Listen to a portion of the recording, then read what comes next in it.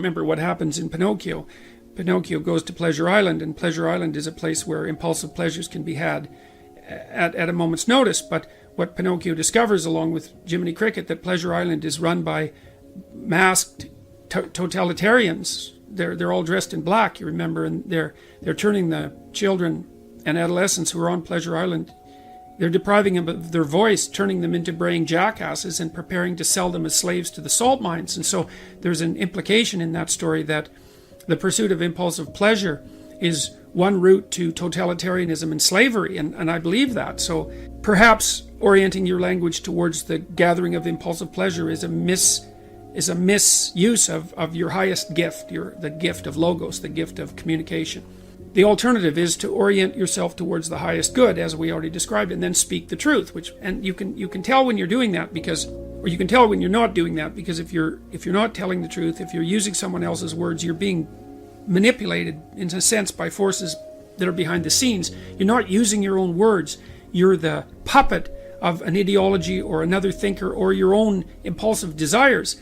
And you can tell when you're speaking like that because it makes you feel weak. It makes you feel weak and ashamed, and you can localize that feeling physiologically. If you listen to yourself talk, you can tell when you're speaking properly, you will experience a feeling of integration and strength. And when you're speaking in a deceitful or manipulative manner, you'll feel that you're starting to come apart at the seams. And what you need to do is practice only saying things that make you feel stronger. And that'll mean, to begin with, that you'll notice that almost everything you say is a lie. It's either a lie or someone else's words. It's very hard to find your own words, but you don't actually exist until you have your own words. So then you try to teach yourself how to speak your own truth, and you listen to other people while you're doing that, because they can help you shape and correct your words. They'll react to them badly if you formulate your ideas badly, and if you listen and pay attention, then you can learn to formulate your words more and more clearly and accurately, and that makes you more and more powerful. It gives you more and more authority, which is the beneficial form of power. Okay, so you do that, and then you have to make a decision of faith, and that's basically, that you can either use your language to manipulate the world and make it do what you want, or you can use your language to try to articulate the truth as carefully as you possibly can, and then you can see what happens. You have to let go of your desire for the consequences that you want. You have to assume that if you speak the truth, the results are the best that is possible under the circumstances. And so it's an exciting way of living in some sense. It's like continually walking off a cliff, because you don't know what's going to happen next if all you do is say what you think. And maybe you're at work and you say what you think and you get fired and you think, oh my God, that's a terrible catastrophe. But maybe it's not, because maybe if you're working somewhere and you have to lie to maintain your job, maybe you shouldn't be there. Maybe it's deadening your soul and damaging you in some permanent manner and making you corrupt. And so you have to orient yourself. You have to speak the truth as carefully as you can. You have to listen to others so that you correct your speech. And then you have to allow the consequences that ensue to unfold as they will. That's the ultimate act of faith, I would say. Then you should educate yourself. And it's not that easy to do now, because you have to find people who can actually tell you mostly what to read and maybe also how to write, because writing is a way of formulating your thoughts ever more precisely. That's why you go to university, to learn how to write. If you know how to write, you can think.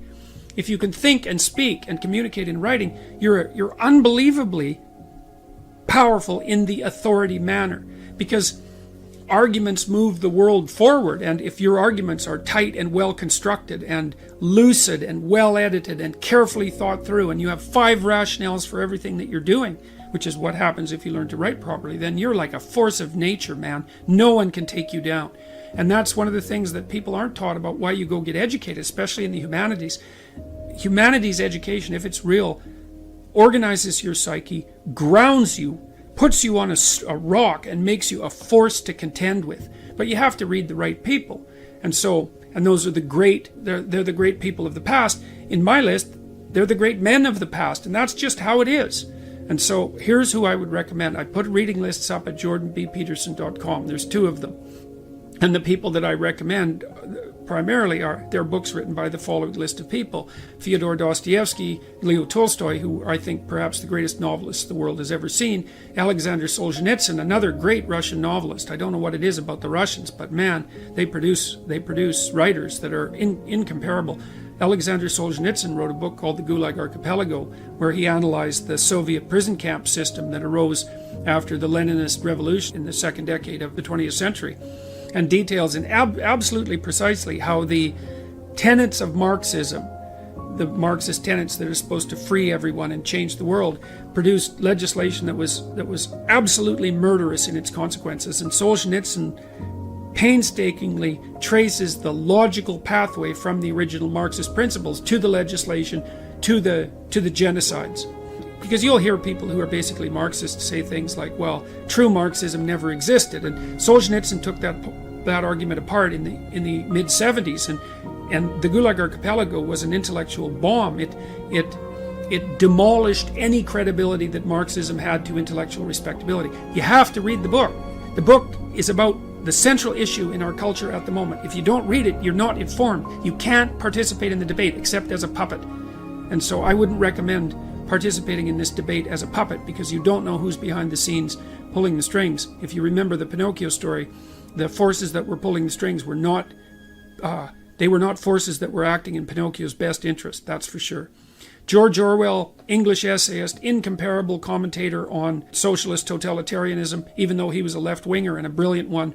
Aldous Huxley, who wrote Brave New World, had some very brilliant things to say about the potential demolition of sexual choice of sexual partner as a part of a dystopian future. Friedrich Nietzsche, a philosopher who described himself as someone who thought with a hammer. And Nietzsche is a very, very dangerous person and an absolutely brilliant writer. And Carl Jung, who was a student of Nietzsche, and Nietzsche was the philosopher who announced the death of God back in the late 1800s, and Jung spent his whole life attempting to revivify God. That's one way of thinking about it. And so if you educate yourself, and this is a really good place to start, if you read these authors, then you'll know what else to read. If you read these authors, it'll take you a good long time, and it will be very, very hard on you, and you won't be the same person when you come out, and that's very frightening. And because being torn down and rebuilt is no joke, but it beats the hell out of the alternative, which is just to stagnate and stay a stagnant infant, which is not something I recommend. There's nothing uglier than a stagnant 40-year-old infant. So that's equivalent, just so you know, to Pinocchio. Back to the Pinocchio story, rescuing Geppetto from the underworld. Remember when he had kind of turned into a half jackass after being at Pleasure Island, where he was enticed, by the way, from a couple of people that was the fox and the cat, who attempted to entice himself into believing that he was a victim and needed a vacation. So Pinocchio was enticed onto Pleasure Island by two figures that played on his sense of victimization and neurosis and suffering to convince him that he didn't have to take any responsibility for his own existence, and he could just busy himself with impulsive pleasures, right? That's how he fell into the hands of the totalitarians on Pleasure Island. Anyways, Pinocchio, after he left Pleasure Island, had to go into the ocean twice, and the second time he went into the ocean, he was looking for his father. Well, everyone's father, from a mythological perspective, is dying in the underworld, in the chaos, because everyone inhabits a culture that's sick and old, so to speak. And it's sick and old because it was made by the dead, and the living have to revivify it continually in order for it to be a dynamic force. And the living have to revivify their connection with the culture internally too, because you're constructions of culture, although not only constructions of culture. And you have to understand history, because otherwise you can't understand yourself. You're a historical creature. And so you have to rescue your dead father from the belly of the beast, from the dragon. Because remember, the whale in Pinocchio is also a fire-breathing dragon. And that means you have to face the thing that you most fear. And when you do that, you'll rescue your father from the underworld. You have to revivify your father before you can become real. And that's part of the problem with the feminist and social justice warrior insistence on the existence of the patriarchy. It's like everyone's known since the beginning of time that culture is corrupt and tyrannical, but it's also protective and benevolent. Even the language you use is a product of culture. And so you don't overthrow the patriarchy, you revivify your culture. And you do that by adopting responsibility for your own being and then acting as a moral agent in the culture. That's what you do to become educated. So read these books. Read these books. They'll change your life. I guarantee it. They'll change your life. They'll take you apart. They'll devastate you. And then they'll rebuild you into something far greater than you are now.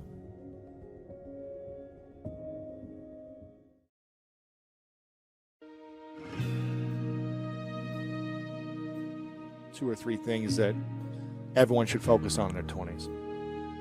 Well, it certainly doesn't hurt to be in good physical condition, so we can walk through it. Stop drinking too much. How do you know if you're drinking too much? You regret what you do when you're drinking. It's interfering with other important goals. It's causing you financial distress. It's getting you in trouble with your friends or your family. It's getting you in trouble with the police. Okay, so stop abusing substances if you can, right? If you see that they're hurting you. And alcohol is particularly pernicious in that regard. So, physical health. Are you in decent shape? Are you strong and coordinated? And if you're not, well, you'd be better if you were. You'd feel better, you'd be more effective, you'd live longer, you'd be less sick. And you really see that mount up. Like if someone's been in shape once in their life, they age way better. And it's also a really good way of maintaining your cognitive ability.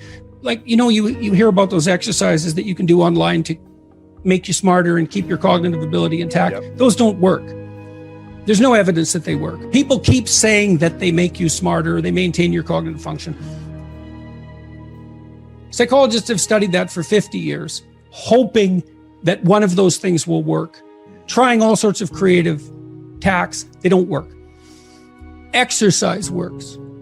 Cardiovascular and weightlifting, you start to decline in your fluid intelligence at about the age of 25. And it's a linear trend downhill, and it can accelerate as you get older. It's just like this, quite ugly. If you exercise, you stave that off. So that's really useful. Maintain your relationships and foster them. So when I look at successful people, they're really good at something. They're reliable, right? You can count on their word. They're generous, and they have a wide connection network, which becomes more and more valuable as you get older. So it's one advantage that older people really have over younger people. They have a connection network, and a connection network is huge. Well, you could be connected to 1,000 well-connected people. Okay, that means you are connected to the entire world. Right, it's unbelievably valuable. And that's one of the things that's so absolutely remarkable about the situation that I'm in right now. As far as one of the great benefits is I can contact pretty much anybody and they'll talk to me. It's like, really? That's so cool. I'm interested in infrastructure for reasons I won't get into, but I'm interested in infrastructure development. I think it's a good method of wealth transfer. It's a good solution to the problem of inequality and employment. I reached out to a leading expert on infrastructure last week, see if he'd talk to me. I thought, I don't know anything about infrastructure except that it's worn to a frazzle and we should do something about it. He agreed to talk. And having a connection network is of inestimable value. Reliability, generosity, you can work on both of those. Philosophical sophistication, it's very useful because it orients you properly. You have a sophisticated sense of the world. You find, for example, that doing things for other people is actually more rewarding than virtually anything else you can do. When you hear you should be of service to other people. Well, if you actually watch yourself, you pay attention to yourself and you do something that helps someone else and it genuinely helps them, I defy you to find another experience that is that satisfying. It's actually quite stunning how satisfying that is. And so that's a very useful thing to realize. And why is helping another person the most satisfying thing for probably most people when if they're, out of their ego of like, I want to buy more things to make me happy in this moment. Why is that such a satisfying thing for human beings? There's no better life strategy. I mean, imagine, I could give you a quick sort of technical example. So imagine I take two people and I say, okay, I'm going to give you $100 and you have to give some of it to the person right beside you. And they can either agree or disagree with the split, but if they disagree, you don't get anything. Okay, so a classical economist would say that the person should take the 100, offer the person next to them $1, and the person should accept it because why not? They get $1 instead of nothing. And that's the solution.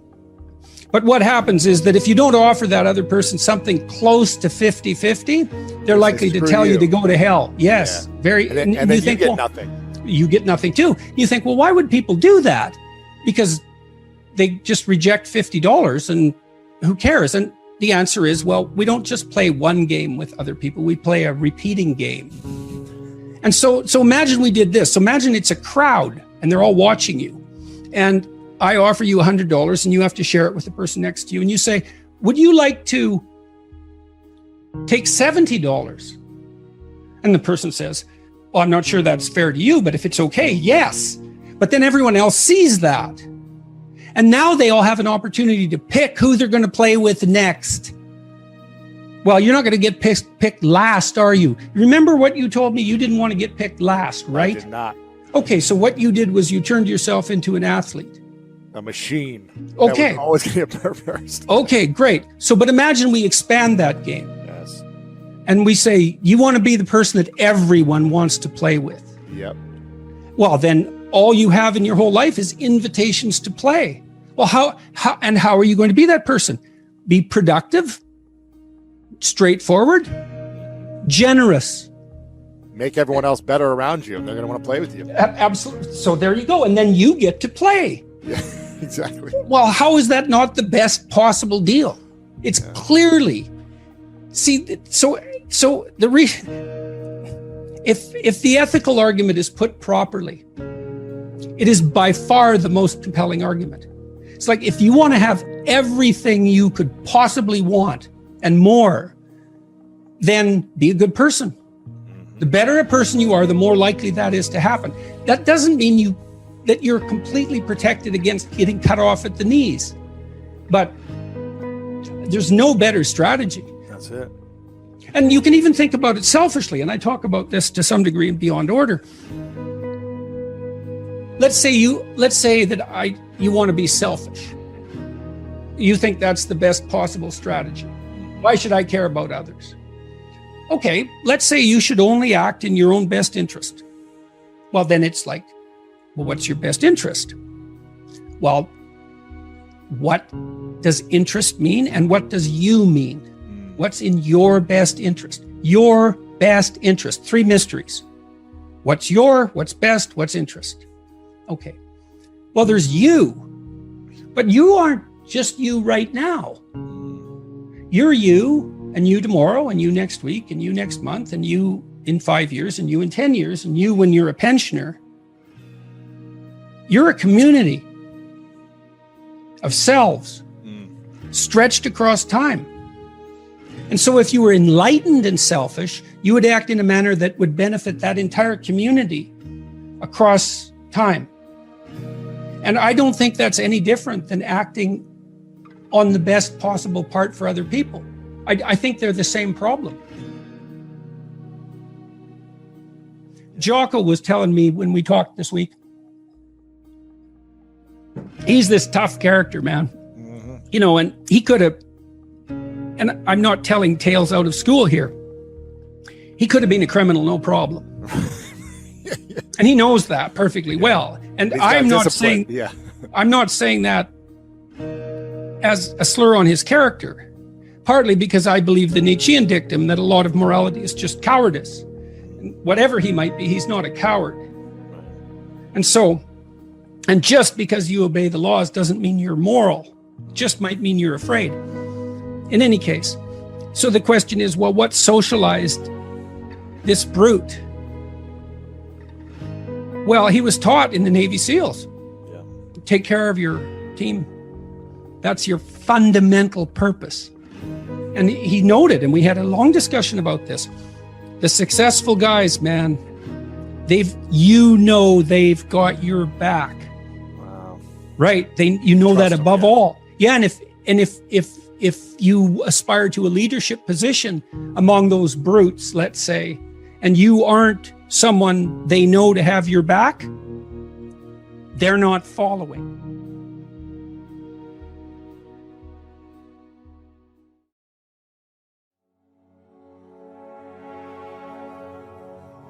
What's the keys to building confidence so that you're attracting Well, what you want? Look, I read some of your biographical history before we talked today, and you tell a story about being picked last. Mm-hmm. And then you compensated for that. Yes. Now, Alfred Adler, by the way, the psychoanalyst, the associate of Freud, built his whole theory around compensation of that sort. Inferiority complex plus compensation. But it's adaptive, right? Like, you got picked last, it embarrassed the hell out of you. Yep. So what did you do? You decided that is not going to be me Never anymore. again. Right. Never again. Okay, Yes. now you did say, that you adopted a maybe too, inflexible model of what it meant to be masculine as a consequence. But when I read that, I thought, yeah, but still, fair enough. It wasn't, the new you that you adopted wasn't optimal in all possible manners, but it was definitely improvement over the previous you. Exactly. I wasn't picked last again, that's for sure. Right. Well, exactly. Okay. So the first thing I would say is that if you feel insecure and less and ashamed and all of that you have to take stock. And look, I have an exercise online at selfauthoring.com. There's 3 exercises there. One helps you write about the past, one about the present, and one about the future. The present authoring program helps you assess your faults and your virtues. Okay, well, if you have some faults and you feel insecure and inferior because of that, well, you should.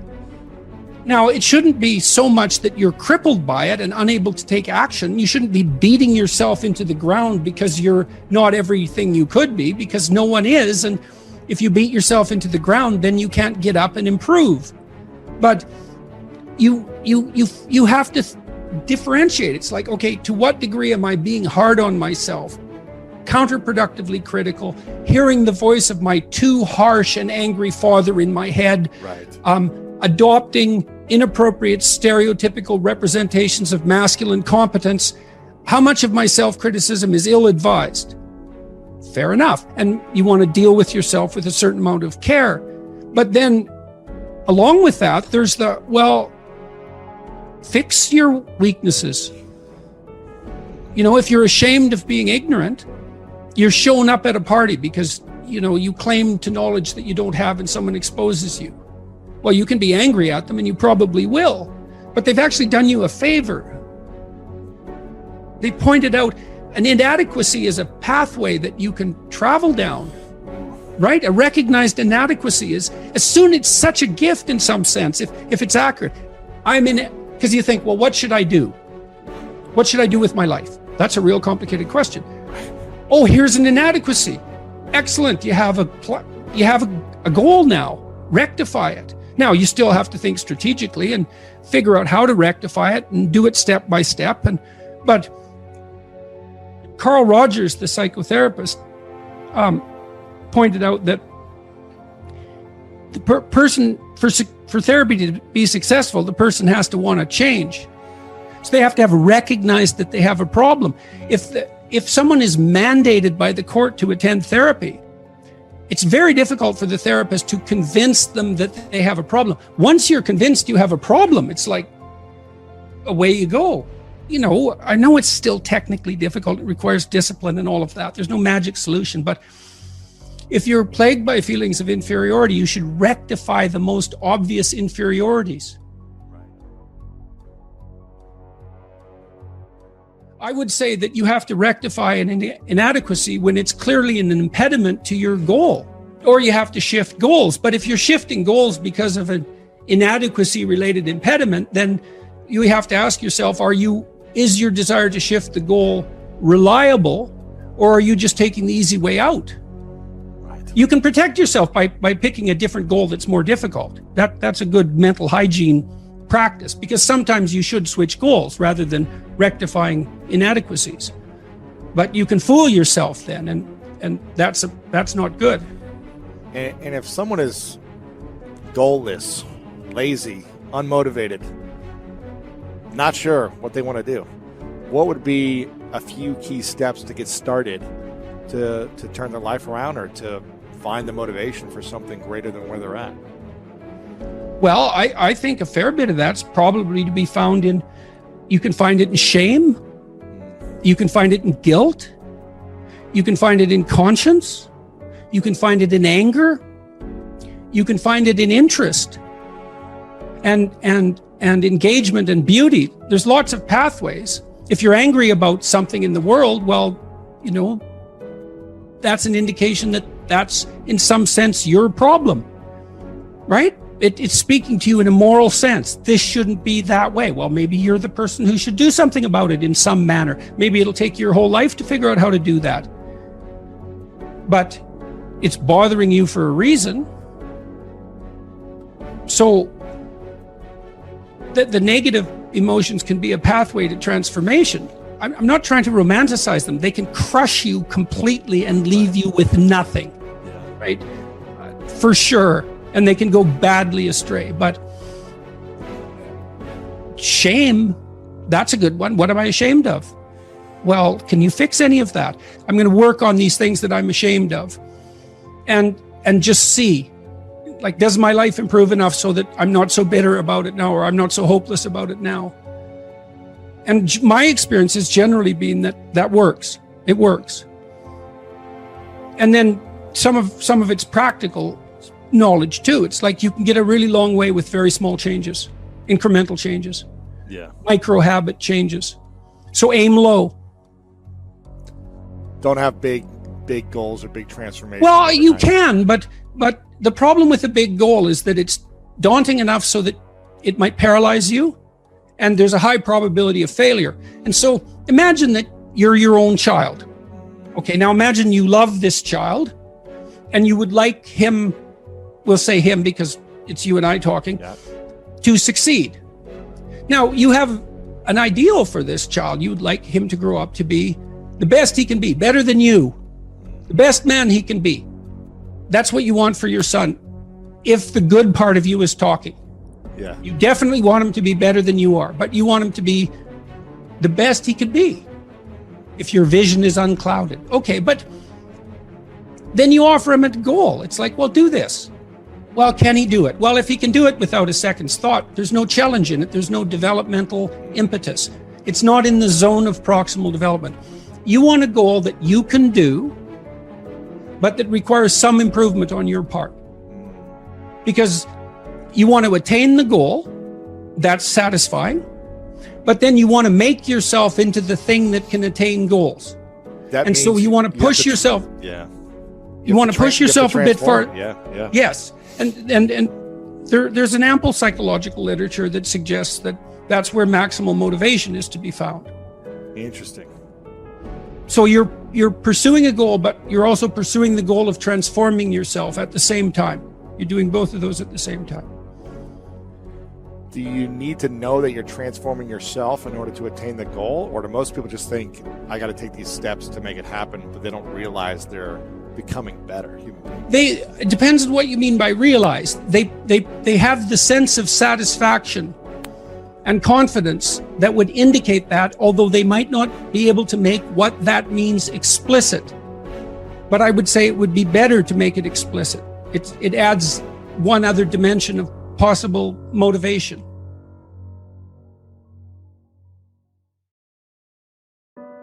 I still believe that, genuine accomplishment, but it's ethical. It's always ethical accomplishment. I believe that to be the case. Genuine ethical accomplishment is the best source of security, but it's not unerring. When you mean ethical accomplishment, do you mean doing something good right? Whether people know about it or not, just good and right for yourself? Is that what I'm hearing you say? Or does someone else need to acknowledge that this was good and right? I think if you've done it for yourself, that's good. But if you do it and other people are in on it and along for the ride, that's also good. And sometimes that's better to bring people along. If it's just a matter of them acknowledging it, well, there's value in that too. I mean, people say, well, you shouldn't care what people think of you. It's like, well, of course you should. Psychopaths don't care what people think of them. Now, you shouldn't care so much what people think about you that you're willing to lie to maintain whatever it is that you think they value. Like, there are places beyond which that becomes counterproductive, clearly.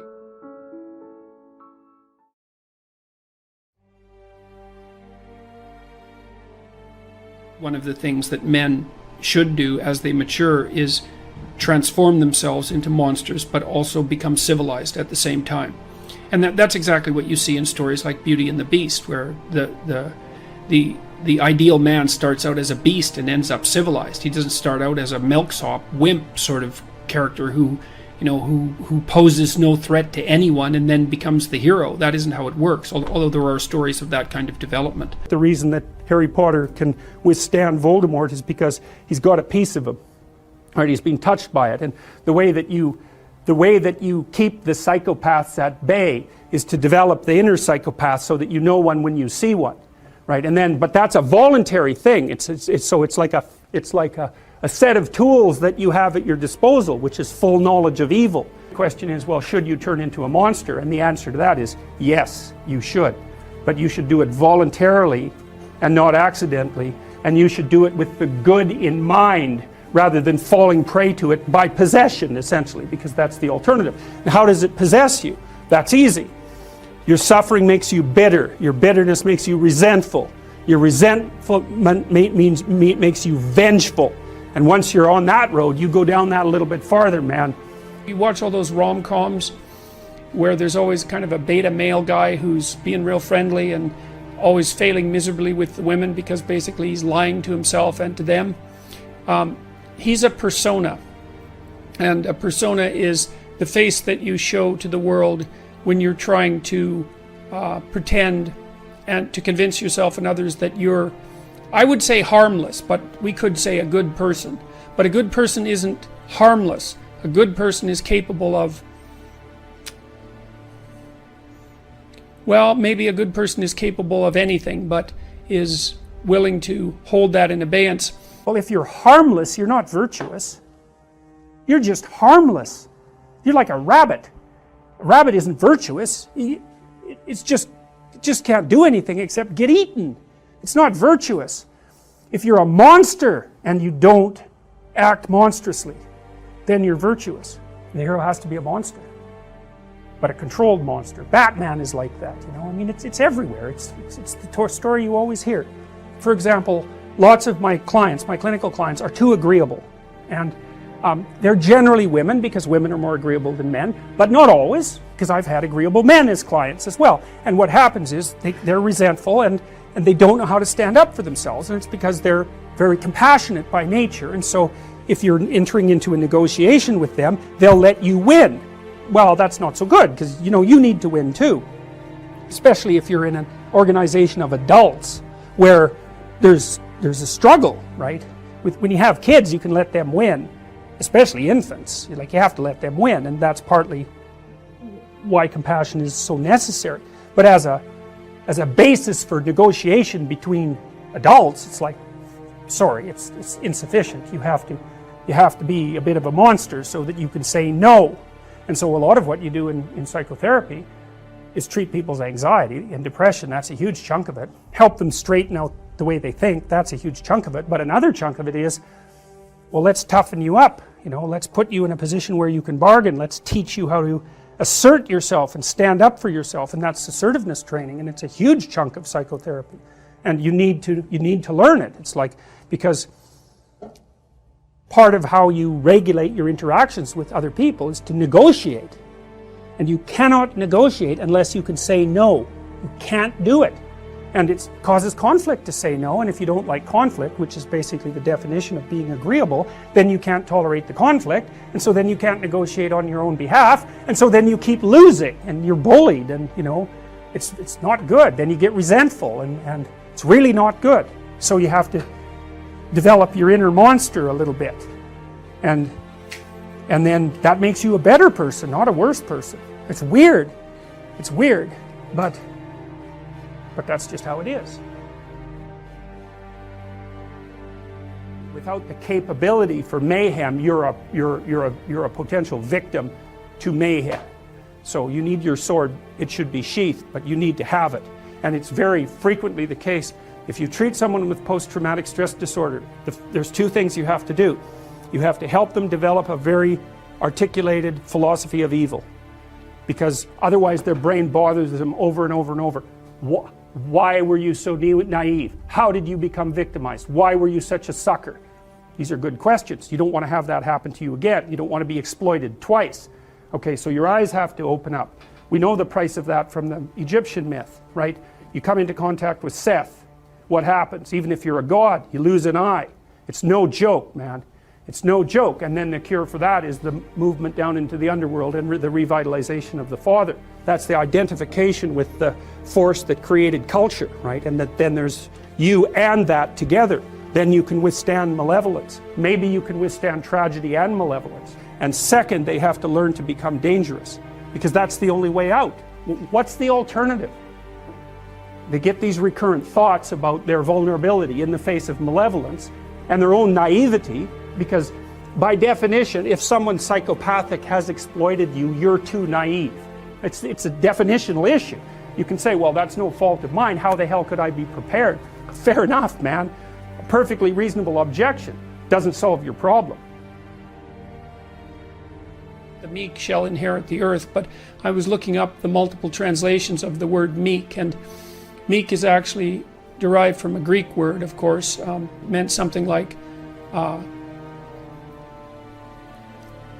those who have weapons and the ability to use them, but determined to keep them sheathed, will inherit the world.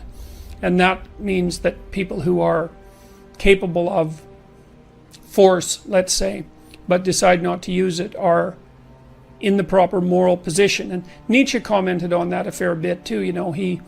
He thought of most morality as cowardice, not because morality itself was cowardice, but because most people who are cowards disguise their cowardice as morality, and they claim that their harmlessness, which is actually a consequence of their fear and inability to be harmful, say, or to be dangerous, is actually a sign of their moral integrity.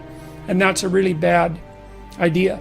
There's two pathways to the development of the shadow, and they're tightly allied with one another.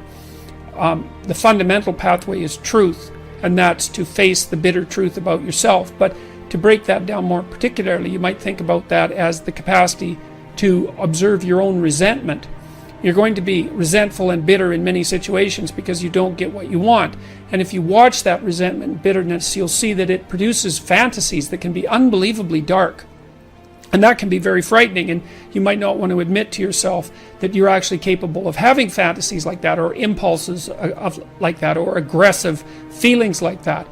But the thing is that if those aggressive feelings and impulses and fantasies are integrated into your character, it's like you're opening up a dialogue with a part of yourself that can be very forceful and strong and dangerous. And it's really useful to be dangerous, because if you can be dangerous, you often don't have to be. Men who've integrated their shadow often also develop a kind of peculiar grace that would be a consequence of not only allowing their aggressive side to step forward, but also their feminine and compassionate side that they may have kept squelched because of embarrassment about it, or because they'd been harassed for being weak, or any number of things.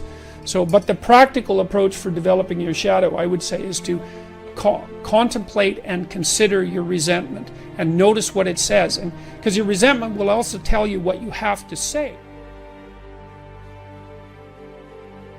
If you're feeling oppressed at work, or you're oppressed in your life, or you're oppressing yourself, then you got to notice that you're feeling oppressed. Then you have to notice that you're feeling resentful and angry and bitter, and maybe even like Cain in the story of Cain and Abel, because Cain is sort of the archetypal bitter man. And then you have to decide what it is that you need to do in order to remove from yourself that bitterness. And that usually means that there's something that you have to say. And then you have to say it because your soul depends on it. And not only does your soul depend on it, I would say the fate of the world depends on it. Because, you know, you might be wrong and then you should be straightened out. Maybe you're just being whiny and you have to talk to somebody about that. But it may be that you're actually detecting something wrong, some tyranny that's directed towards you and other people, and it's like your moral obligation to speak up about it.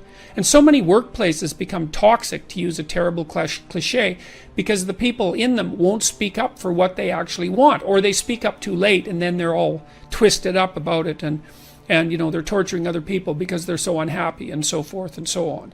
So practical approach for developing your shadow fundamentally is radical honesty.